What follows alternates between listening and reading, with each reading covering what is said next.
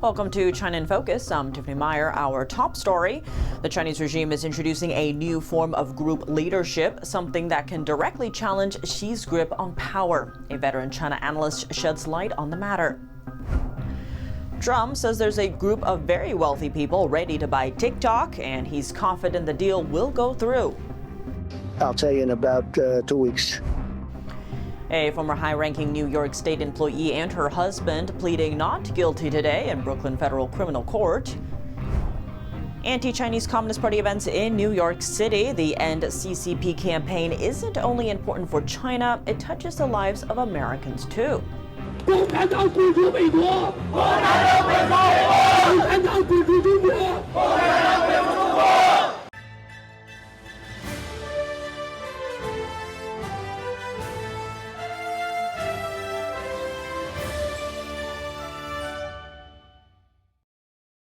Chinese state media reports that a new group has been formed at the very highest levels of the Chinese Communist Party. Analysts tell us it's a sign that Xi Jinping's grip on power is weakening. The group was reportedly established on Monday to oversee major state affairs. It was formed after a meeting of China's Politburo Standing Committee. That's the Chinese regime's top leadership body. Here's veteran China affairs analyst Tang Jingyuan. Although Xi Jinping still holds the titles of General Secretary of the CCP, Chinese regime leader, and head of the China's Central Military Commission, the actual power and decision-making dynamics have already shifted. That power has now been transferred to a newly formed body known as the Agency of Decision-Making, Deliberation, and Coordination. This agency can be seen as a supergroup with immense power, one that oversees everything from policymaking to implementation. It can intervene at every stage and holds the final say on major decisions, and now it's also a legitimate governing group. According to Chinese state media, this new group has three major roles: decision-making, deliberation, and coordination. In other words, all major Chinese affairs will go through the group. This can be seen as a major restructuring and transfer of Xi Jinping's power. It looks like the regime has officially declared a complete end to the era in which Xi held absolute authority. The new group is an apparent challenge to what Xi has been working towards, a party where he alone is the central power. Since Xi took office in 2013, he has purged countless officials deemed not loyal to him and replaced them with loyalists. He also formed dozens of small groups across security, finance, diplomacy, defense, and so forth. He made himself leader of them all. This tactic gave him direct control over a broad range of national affairs. It was his strategy for asserting power. In 2018, under Xi's control, China's legislative body revised the Chinese constitution. It scrapped term limits for the regime's highest leadership positions. That meant he could theoretically stay in power for as long as he wanted. But last year, signs that Xi's grip on power is weakening started to show. For example, some of Xi's top military aides mysteriously disappeared. Some were removed from their posts. In my view, this shift in Xi Jinping's power has, to a large extent, eliminated the immediate and urgent risk of war over Taiwan in the short term. However, in the long run, as long as the Chinese Communist regime still exists, the danger of a Taiwan Strait War and the threat of Taiwan being annexed will always remain. Then who is leading the internal opposition against Xi? Tang and many China analysts point to several veteran regime leaders, including former regime head Hu Jintao, former Chinese Premier Wen Jiabao, and the Chinese military second-in-command Zhang Youxia. NTD was among the first media outlets to report on signs that Xi's power is declining. In recent months, newspapers, including Nikkei Asia and the New York Post, have also published analysis hinting at a major shakeup in Beijing. President Donald Trump says there's a group of very wealthy people ready to buy TikTok. He made the announcement in an interview aired Sunday on Fox News. We have a buyer for TikTok, by the way. I think I'll need probably China approval, and I think President Xi will probably do it. Who's buying? I'll tell you in about 2 weeks. A big technology company there. Very, very wealthy people. It's a group of very wealthy people. Earlier this month, Trump extended to mid-September a deadline for China-based ByteDance to divest the US assets of TikTok. A deal had been in the works in the spring, which would have spun off the video app's US operations into a new US-based and majority-owned firm. However, that was put on ice after China indicated it would not approve it following Trump's imposition of steep tariffs on its goods. A 2024 law mandated the closure of TikTok in the US by January 19th this year, unless its operations in the country were divested or there was evidence of major progress on a sale. Trump has now extended that deadline 3 times, after crediting the app with helping him win last year's election. During the Fox News interview, President Trump also talked about China tariffs. The U.S. imports far more from China than it exports. Trump wants to change this. There's also the issue of America's reliance on China for important things like rare earth metals used in manufacturing. Maria Bartiromo also asked him about the Chinese nationals who allegedly try to bring pathogens into the United States. Take a look. But I want to get your take on China, really, because you've announced an agreement with the Chinese Communist Party, whereas China will export the rare earth minerals. Yeah. What does that mean in terms of this upcoming tariff structure? You've got a pause in terms of the more steep tariffs that ends August 12th. Are you going to extend that? Are you going to keep that in place or go back to a higher tariff on China? China's going to be paying a lot of tariffs, but we have a big deficit. They understand that. I have a great relationship with President Xi. We have to do something about the deficit because we have a big trade deficit with China. Biden let it get up to $1 trillion. Think of it, $1 trillion deficit with one country.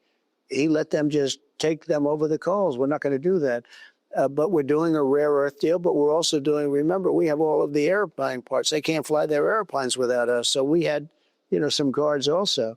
But it should have never gotten that way because we should have been doing they call it magnets. It's a rare earth, but they call it magnets, a specific type. And they're making those magnets for us right now, and things are well. And we have a deal with China. It's a good deal, I think, hopefully for everybody.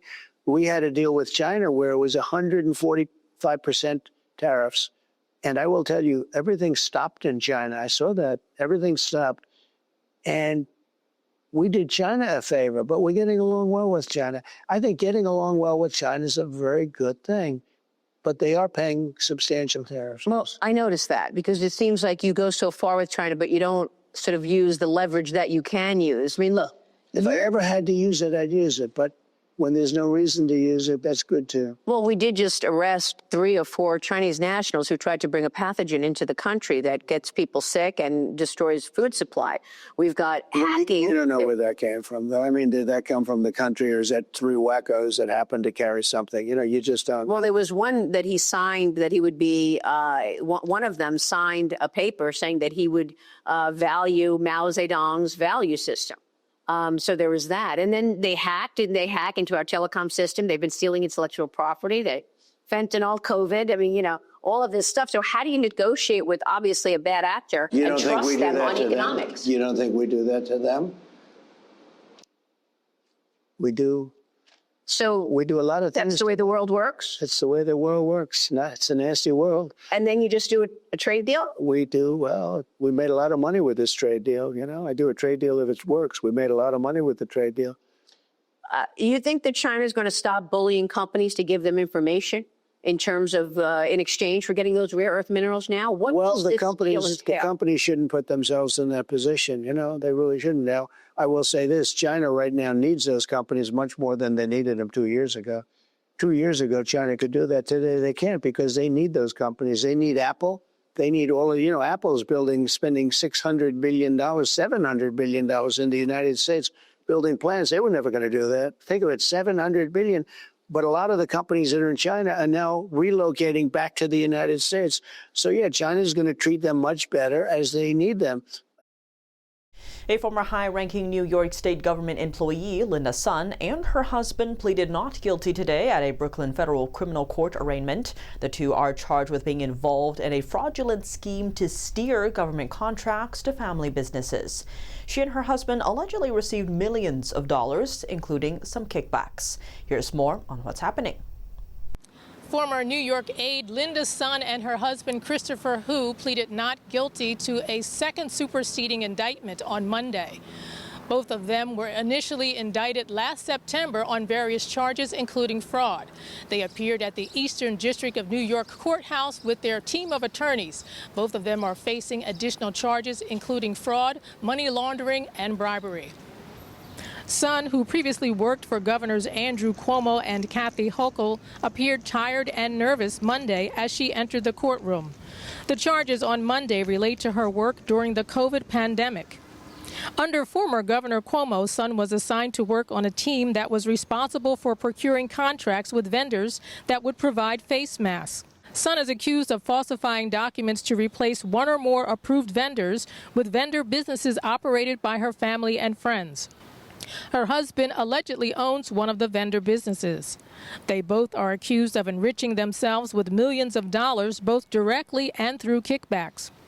Previously, Sun was charged with acting as an undisclosed agent of the Chinese Communist Party, while her husband allegedly facilitated the transfer of millions of dollars in kickbacks for personal gain. Sun, who worked as deputy chief of staff for Governor Kathy Hochul, allegedly used her position of influence to covertly promote CCP agendas, which prosecutors say directly threatens national security. The parties are expected to return to court on August 25th for a status conference in preparation for a November 3rd trial date. Arlene Richards, NTD News. A powerful message sent from the streets of New York as the Chinese Communist Party prepares to mark its 104th anniversary, a protest calling for the regime's end. Over the weekend, pro-democracy groups gathered in Flushing, New York, home to the largest Chinese community in America. Victims of the regime spoke at the event. They said confronting the CCP is not just important for China, but for America's future as well. Mike Cohen, a former journalist, has a personal connection to China. His father was born in Shanghai, years before the Communist Party took control of the mainland. America was a very strong partner and friend of China. The sad thing is what the CCP did. They corrupted China. In fact, the CCP is probably the biggest criminal organization in the world. On Sunday, Mike took part in a series of anti-CCP events in Flushing, New York, home to America's largest Chinese community. The events were organized by the Chinese Democracy and Human Rights Alliance, the Federation for a Democratic China, and other pro-democracy groups and advocates. The goal was to raise awareness about the true nature of the Chinese Communist Party. Demonstrators held banners bearing bold and unmistakable messages, making their stance clear to all who passed by. Today on American soil, we deeply sense the Communist Party's infiltration. That's why we are committed to doing everything we can to drive it out. The message of End CCP was echoed by well-known Taiwanese YouTuber Pa Chi-young. His democratic Taiwan faces the very real threat of invasion from communist China. The United States should know better than Taiwan how to deal with communism and guard against Communist Party infiltration. After all, you faced this before during the Cold War with the Soviet Union. Now it's the Chinese Communist Party. The name may be different, but at its core, it's still the same Marxist-Leninist ideology. Pa is calling on the American people to rediscover the spiritual courage and convictions that once guided the U.S. in its struggle against the Communist Party of the Soviet Union. July 1st marks the 104th anniversary of the Chinese Communist Party. The Chinese Communist Party has existed for 104 years, and its impact on the Chinese people has been devastating, causing the unnatural deaths of over 100 million. What the party celebrates as its anniversary is, in reality, a reminder of the suffering it has inflicted on the people. My hope is that through today's event, and through everything we continue to do, we can ultimately eliminate the Communist Party's presence.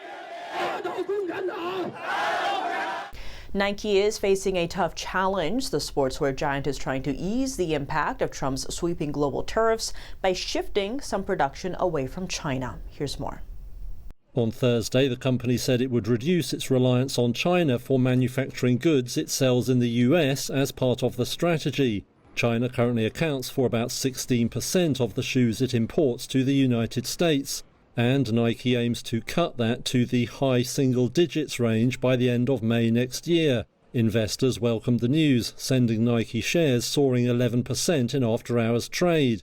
Also helping sentiment were forecast-beating results for the latest period. Fourth quarter sales sank 12%, but analysts had expected even worse. China is the pain point there too, with executives saying a turnaround in the country will take time amid a weak economy and mounting competition. The company is now a bit more optimistic than analysts about the coming period, however. It predicts sales will see a percentage fall in the mid-single digits, or less than Wall Street has forecast. Analysts say running shoes are doing well for Nike, making up for expected declines in the sales of regular sneakers. Coming up, Taiwan's vice president responds to Beijing's plan to physically intimidate her during her trip to Europe. The Czech government says Europe has never seen anything like it. China's massive military buildup worries the West. How likely is it that China and Russia will work together, and what's at stake? If China pressures Russia into making a move in Eastern Europe that they're not actually prepared for, or they miscalculate, that could lead to a huge conflagration, and perhaps that's the biggest danger. Details on that and more after the break here on China in Focus.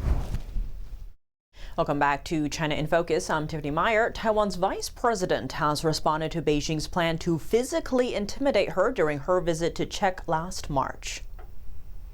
Czech military intelligence said on Friday that Chinese secret agents plotted a staged car crash involving Xiaobi Kim. The crash never happened, but Czech intelligence called Beijing's plot unprecedented.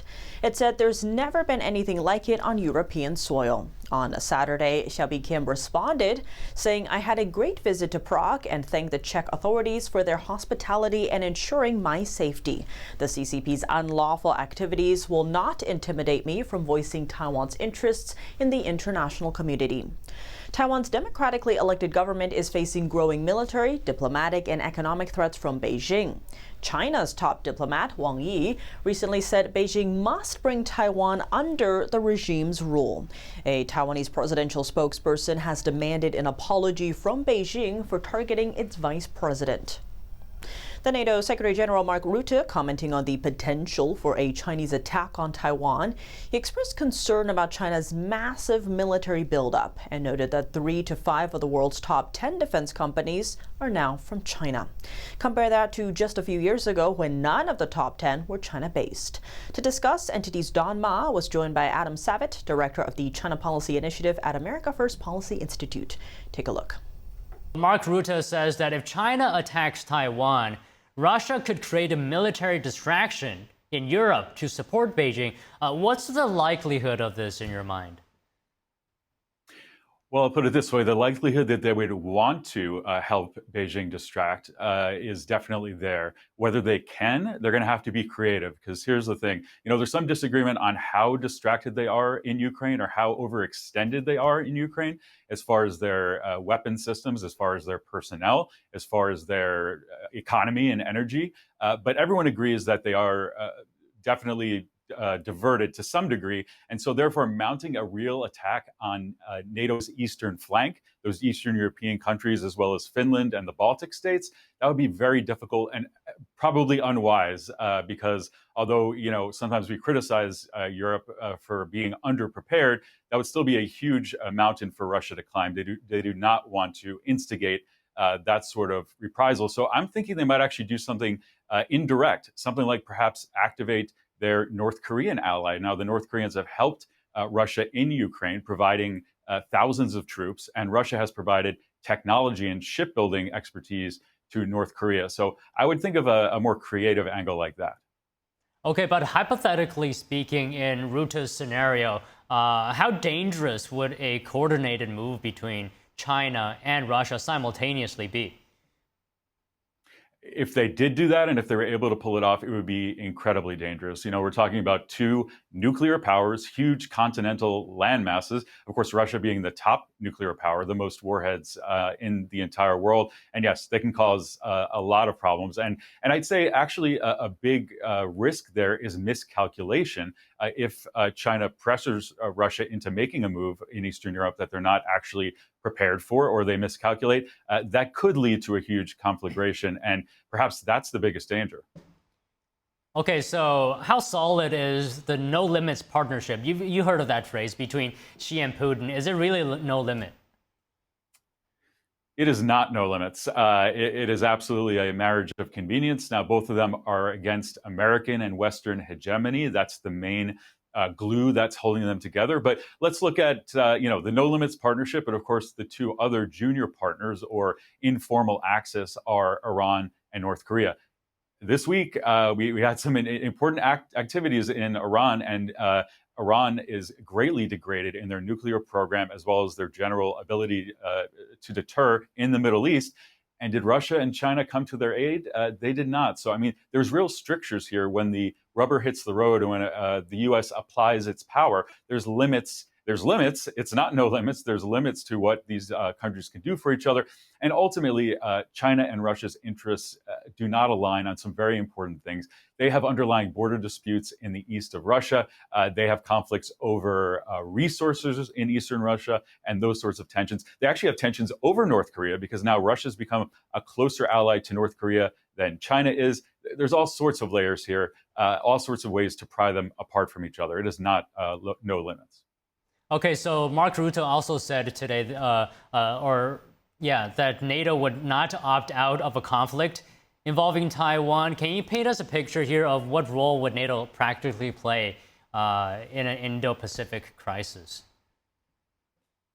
Yeah, well, practically they would not play a kinetic role, as we say. They would not have a meaningful naval or air component that they could commit to a Taiwan contingency. For that, we would have to rely on our regional partners, our treaty allies such as Japan and the Philippines, and these mini-lateral arrangements like the Quad, which includes also India and Australia.